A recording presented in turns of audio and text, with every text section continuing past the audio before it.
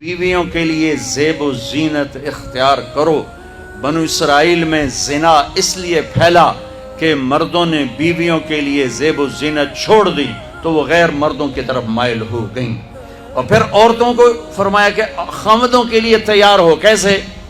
آپ نے فرمایا جنت کی حور اپنے خامد کے لیے ایسے تیار ہوگی جیسے ام سلمہ میرے لیے تیار ہوتی ہیں۔ سبحان اللہ، سبحان اللہ۔ ابھی عورتوں نے شادی پہ جانا ہو تو بیچارے مرد دی مصیبت آئی ہوندی ہے، اودیاں ترے جتیاں ترٹ جاندیاں نے کپڑے ڈھو ڈھو کے، اور خامد کے لیے تیار ہونا ہو تو انہوں موت پہ جاندی۔ اپنے خامدوں کے لیے تیار ہو ورنہ وہ اور عورتوں کی طرف مائل ہو جائیں گے۔ یہ اس میں خفیہ پیغام ہے۔ میرے نبی حیا والے ہیں، پاکیزہ زبان، پاکیزہ ذات۔ مردوں کو صراحتاً فرما دیا اپنی عورتوں کے لیے تیار ہوا کرو۔ بنو اسرائیل میں اس وجہ سے فحاشی پھیلی۔ اور پھر اشارتاً جنت کی حور اپنے خامد کے لیے ایسے تیار ہوتی ہے جیسے ام سلمہ اللہ کے رسول کے لیے تیار ہوتی ہیں۔ جب حضرت فاطمہ رضی اللہ تعالیٰ عنہ کی شادی ہوئی اور نکاح ہو گیا اور رخصتی 1 ماہ بعد، 2 ماہ بعد، 6 ماہ بعد، 1 سال بعد یا فوراً، یہ ساری روایات ہیں، لیکن زیادہ صحیح ہے کہ کچھ عرصے بعد رخصتی تھی، فوراً نہیں تھی۔ تو جب حضرت علی نے آ کے رخصتی کا مطالبہ کیا حضرت ام ایمن کے ذریعے سے، تو آپ نے حضرت حفصہ اور حضرت ام سلمہ اور حضرت عائشہ ان تینوں سے فرمایا کہ تم جانتی ہو نا میری بیٹی فاطمہ مجھے کتنی محبوب ہے، میری بیٹی کو دلہن بناؤ۔ اللہ اکبر، میری بیٹی کو تیار کرو۔ یہ میں دین بیان کر رہا ہوں، بے پردگی نہیں، بے حیائی نہیں، زیب و زینت میرے دین کا حصہ ہے، میرے نبی کی شریعت ہے۔ میرا نبی خوبصورت دین لے کر آیا ہے، ایک خوبصورت زندگی لے کر آئے ہیں۔ پتہ نہیں ہم نے کہاں سے عجیب و غریب دین کے فلسفے نکال لیے ہیں۔ سبحان اللہ، قربان جاؤں۔ آپ نے کہا جابر شادی کی؟ کہا جی کی۔ کہا کماری سے کہ بیوہ سے؟ کہا جی بیوہ سے کی۔ کہا اللہ بکرن فتلاعبک وتلاعبها، ارے تو نے کماری سے کیوں نہ کی؟ وہ تجھ سے کھیلتی تو اس سے کھیلتا۔ میں اپنا میرے نبی کا دین بیان کر رہا ہوں۔ آپ کیا سمجھنا صرف رمضان کے روزے رکھنا دین ہے؟ ہاں وہ دین ہے، بہت بڑا حصہ ہے دین کا۔ عبادت میرے دین کی بیس ہے، بیس ہل گئی تو ساری عمارت گر جائے گی۔ نماز نکل گئی، روزہ نکل گیا، زکوٰۃ نکل گئی، حج نکل گیا، پیچھے کیا رہ گیا؟ ساری عمارت ٹوٹ گئی۔ لیکن یہ بیس کو عمارت نہیں کہتے، ہاں بیس پر عمارت کھڑی ہوتی ہے۔ میں عمارت کے کچھ خد و خال بتا رہا ہوں، کچھ نقش و نگار بتا رہا ہوں کہ میرا نبی دین کی عمارت ہمیں کیسے دے کر گئے۔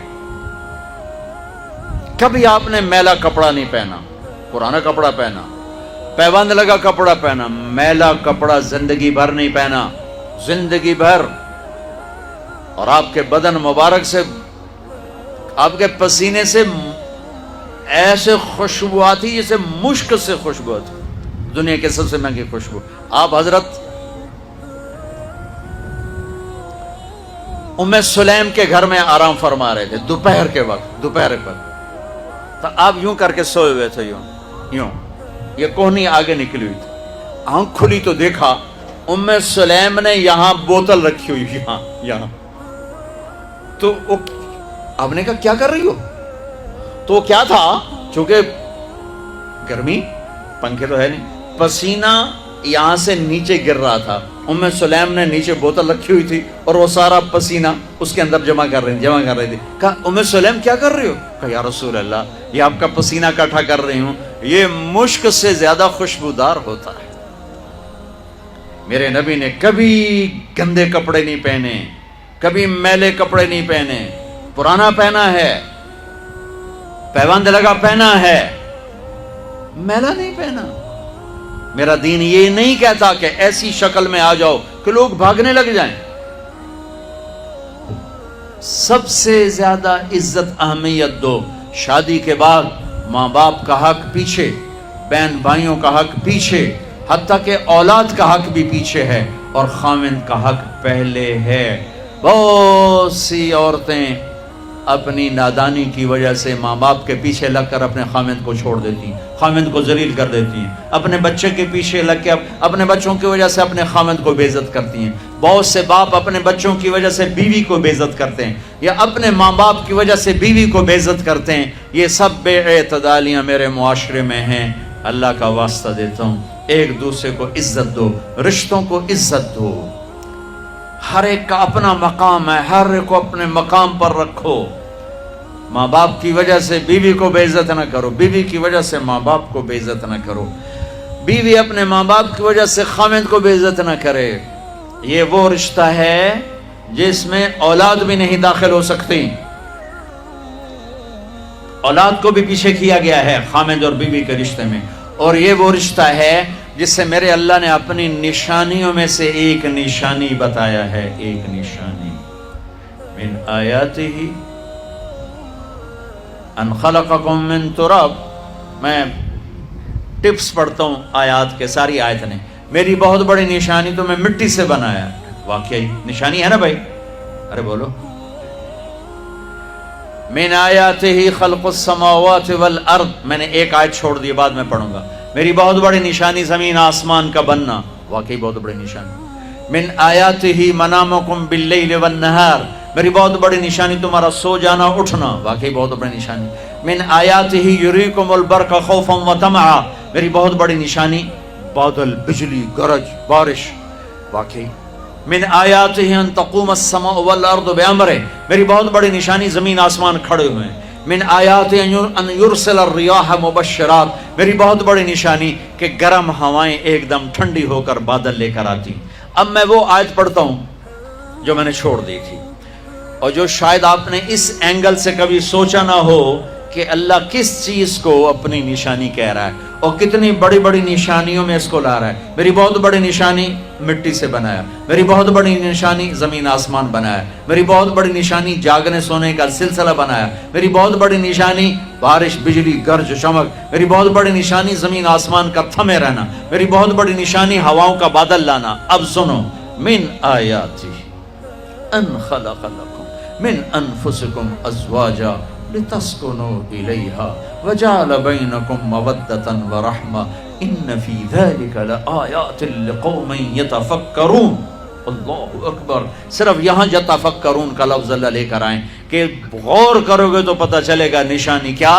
میرا اللہ کہہ رہا ہے کہ میری بہت بڑی نشانی ہے کہ میں نے خاوند اور بیوی کا رشتہ بنایا۔ کبھی یہ اس طرف دھیان گیا ہے کہ یہ جو ہم خاوند بیوی بیٹھے ہیں یہ اللہ کی بہت بڑی نشانی، کبھی خیال ہے؟ اللہ اکبر، اللہ نے ماں باپ کا رشتہ بنایا، اسے نشانی نہیں کہا۔ اللہ تعالیٰ نے اولاد کا رشتہ بنایا، اسے نشانی نہیں کہا۔ اللہ نے دادے پوتے بھی جتلائے، اسے نشانی نہیں کہا۔ اللہ نے پھوپھی خالہ بھی بتائیں، دادیاں نانیاں بھی بتائیں، اسے اللہ تعالیٰ نے نشانی نہیں فرمایا۔ نشانی کسے فرمایا؟ خاوند اور بیوی، یہ میں نے رشتہ بنایا، یہ میری کتنی بڑی نشانی ہے۔ اس ایک رشتے کو باقی رکھنے کے لیے سینکڑوں آیات ہیں، سینکڑوں آیات۔ اور طلاق سے نفرت کا اظہار، میرے نبی نے کہا علی طلاق سے بچنا، جب طلاق دی جاتی اللہ کا عرش کانپ اٹھتا ہے۔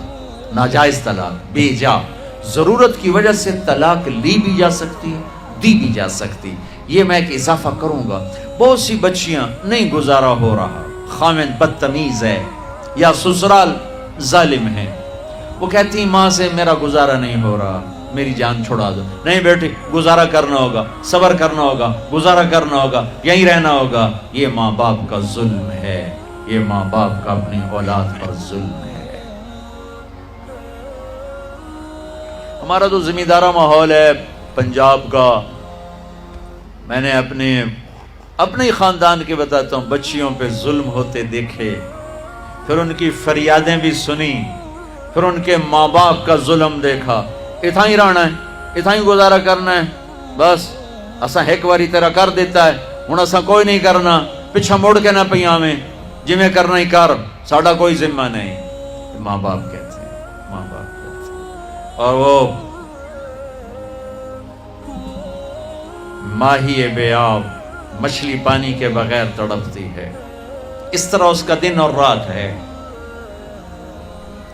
زندہ کی کھال کھچ رہی ہے، اس طرح اس کا دن اور رات ہے۔ اور ماں باپ کا جبر، گزارا کرنا ہے، گزارا کرنا، تینوں بعد کون تیرا رشتہ کتوں آئے گا، تیری شادی کتوں کریں گے؟ ابھی تو اس کو ذبح ہونے سے بچا لو، کل تو اللہ نے ہمیں اس کا مکلف ہی نہیں کیا کہ کل کیا ہوگا، کل کو آنے تو دو، پتہ نہیں کل کا دن ہے بھی نہیں کہ ہمارے مقدر میں یا نہیں۔ ہم کل کے لیے اپنی بچیوں کو ذبح کر دیتے۔ میں نے ان کو تڑپتے دیکھا، میں صرف اپنی فیملی کی بات اوروں کی فیملیوں کی بات جہاں جہاں تعلقات، کہیں رشتہ قریب کا ہے، لڑکی بدتمیز ہے، بچہ شریف ہے، وہ کہتا ہے ابا جی میں طلاق دینا چاہتا ہوں، میرا اس سے گزارا نہیں ہے، زبان شدید ہے۔ آئے میرے بھائیو، گھروں کی آبادی اللہ کی قسم، مالدار ہو یا غریب ہو، صرف اچھے اخلاق سے ہوتی ہے، اور گھروں کی بربادی مالدار ہو یا غریب ہو برے اخلاق سے ہوتی ہے، برے اخلاق سے۔ دو واقعے اوپر نیچے ہوئے۔ ایک خاتون ملی، مجھے تعارف کرایا گا کہ ایک خاتون آ رہی ہیں، ان کے خاوند کھربوں پتی ہیں، کھربوں پتی، ٹھیک ہے جی آؤ۔ اس خاتون نے آتے ہی رونا شروع کر دیا، مولانا لوگ مجھے خوش قسمت سمجھتے ہیں کہ میں بہت بڑے مالدار کی بیگم ہوں، میرا دل زخمی ہے، میرے خاوند کا سلوک اچھا نہیں، میں دولت کو آگ لگاؤں، یہ ہیرے کے سیٹ کو میں کیا کروں جب اس کا سلوک ہی میرے ساتھ اچھا نہیں۔ چند دن کے بعد ایک نوجوان ملا، مولانا میں اپنی زندگی سے تنگ ہوں، میری بیوی انتہائی بدتمیز ہے، انتہائی زبان دراز ہے، میں اپنی زندگی سے تنگ آ چکا ہوں، 3 بچے ہو چکے ہیں، طلاق دے نہیں سکتا، میں کیا کروں؟ یہ روزمرہ کے واقعات ہیں۔ تو ضرورت کے لیے طلاق دی جا سکتی ہے، لی جا سکتی ہے، نہ عیب ہے، نہ تانا ہے، نہ ذلت ہے، نہ کوئی داغ ہے۔ لیکن ابھی فیصل آباد سے ایک بچی ملی، اس کی بچی گود میں، طلاق کیوں ہو گئی؟ کہا سسرال نے کہا بچی کیوں پیدا ہوئی ہے، گھر واپس جا، طلاق دے دی۔ بچی پیدا ہونے پہ طلاق دے دی۔ پچھلے ہفتے ملا ہوں، پچھلے ہفتے، کیا قصور ہے جی، بچی پیدا ہوئی طلاق دے دی۔ اور یہ 3 دن پہلے اسلام آباد میں خاتون ملی کہ سسرال نے گھر سے نکال دیا، کیوں؟ 3 بچیاں گھر سے نکال دی، 3 بچیاں پیدا ہونے پر گھر سے نکال دیا۔ یہ بھی اسی دیس کی کہانی ہے، یہ بھی اسی دیس کی دکھ بھری داستان ہے۔ ظلم صرف وہ نہیں جو بھتہ کی پرچیاں آ رہی ہیں اور جو دہشت گردی ہو رہی ہے، یہ گھر جیسے وہ بہت بڑا ظلم ہے، ایسے یہ بھی بہت بڑا ظلم ہے کہ کہیں بچیاں ذبح ہو رہی ہیں، کہیں بچے ذبح ہو